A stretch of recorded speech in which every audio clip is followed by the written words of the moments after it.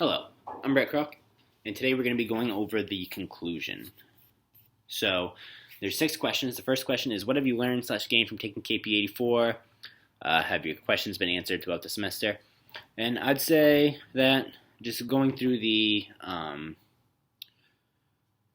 standards, it was pretty good. It was kind of a refresher for me. And then it was good to kind of go over the ones that I was less confident in. And I would say that my questions throughout the semester were answered.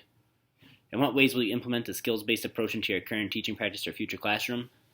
That's the approach that I would use. I would teach them these skills that we went over in class. I think that they're pretty important skills to know, especially like the interpersonal communications and stuff. In what ways will you implement the social and emotional learning competencies? I think knowing those are also important. Knowing how to manage yourself better and knowing all those things would be just as beneficial.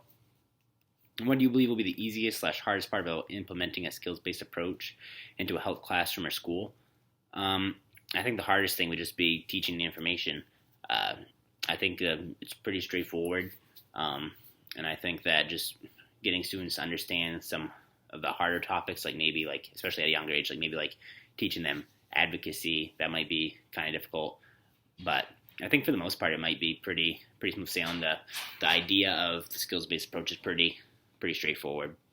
And how will I gain support on a skills-based SEL approach and obtain a buy-in from students and administration? I think teaching them the information will get them to buy in. I think giving them a rundown about what they're going to learn, or the administration telling them what you want to teach, I think showing them what you know and what you're going to be teaching is going to get them to buy in more.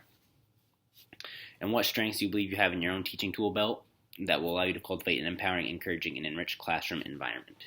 So I think I got a lot of experience in helping teaching, that stuff. I coach, so I've been working with teaching kids a lot of things throughout my life. And when it comes to this information specifically, this is my second time going through it, so I feel like I got a wider grasp on it.